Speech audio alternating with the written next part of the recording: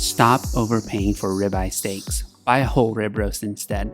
Today, I'll show you how to turn this roast into ribeye steaks, but also how to cook them on a Weber Kettle to get that restaurant quality steak at a fraction of the cost. Welcome back to Backyard Pit Lab.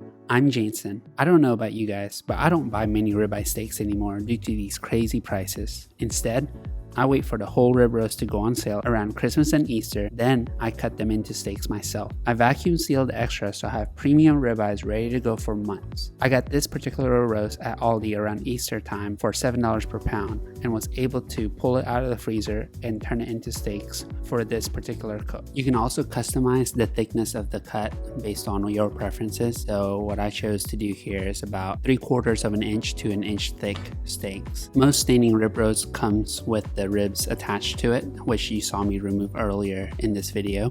If you want to learn how to cook those back ribs in a Weber Kettle, check out my other video. I will link at the top of the screen here. I also like to trim off the fat cap in some of these steaks, as I don't like a big fatty bite on my steaks, but that's just my personal preference. You could certainly leave it on there for your cooks. I ended up with 5 steaks for $50, which in my opinion is a great deal. I also like to dry brine my steaks the night before to get the crust on steaks that I love, but you can certainly wait to put on the seasoning the day of the cook. Today, I'm using the St. Elmo's Steakhouse seasoning that my friend gave to me to try out. Make sure you apply the seasoning on all sides. It's time for the cook. Got these new fire starters from Walmart. We'll see how it does. I'm gonna use 2. After about 15 minutes, I realized that the coals were not heating up fast enough for me, so I decided to use a combination of the electric coal starter plus the chimney that I was heating up with the tumbleweed. Just plug this in. I'm gonna need more charcoal anyways. I want it super hot. I actually put the lit charcoals from the chimney on top of the bed of charcoals in the slow and sear, creating essentially the minion method, where the fire gradually travels down into the unlit charcoal. In this case though, some of that charcoal had already been partially lit by the electric charcoal starter. It's time to get these steaks on the grill. I'm using a 2-zone cooking setup. One side is for searing over direct heat, while the other side gives me a cooler area where I can keep the steaks cooking without worrying about burning or flare-ups. You're gonna have 2 tongs, one for the steak, one for the grill grates.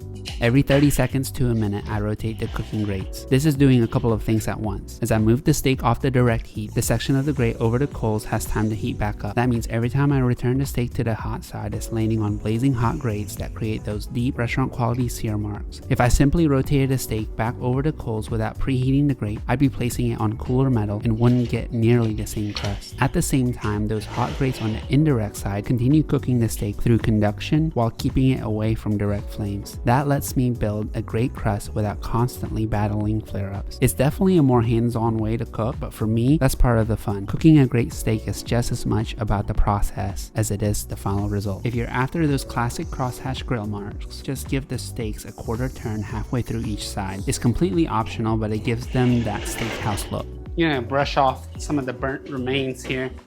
You don't want that on your food.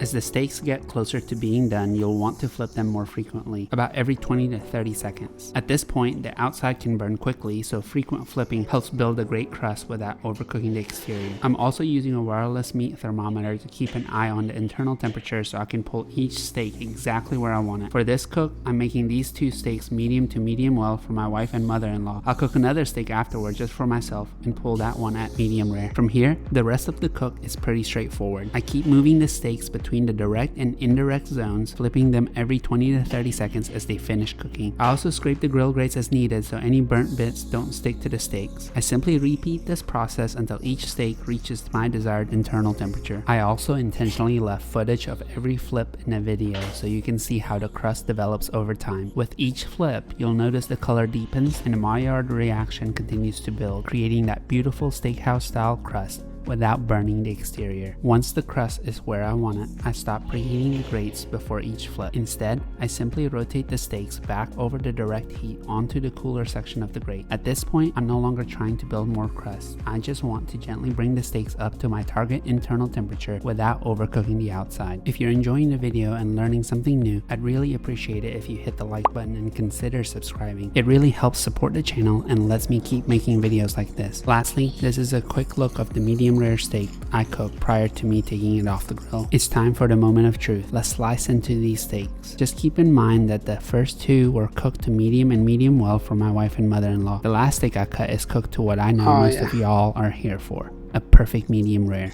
That's so good. Honestly, these were the best steaks I've ever cooked. No fancy basting, no compound butter, just quality beef, charcoal, and an open flame. Sometimes that's all you need to make an incredible steak. With steak prices where they are today, this has become my favorite way to enjoy premium ribeyes without spending a fortune. Whenever I find a whole rib roast on sale, I'll cut into steaks, vacuum sealed extras, and have the restaurant quality steaks ready to go for months. For me, that's one of the smartest ways to save money without sacrificing quality. Alright, this is the one I've been waiting for. Let's slice into the medium rare steak and see if all that flipping and great rotating paid off. Oh my goodness, this is perfect. Oh yeah. I think I nailed it. Let me know what you guys think. Did this technique deliver? I'd love to hear your thoughts in the comments below. Man, look at that piece. Oh my gosh. Edge to edge pink, baby. Thanks so much for watching. If you enjoyed the video, don't forget to like and subscribe, and I'll see you in the next cook.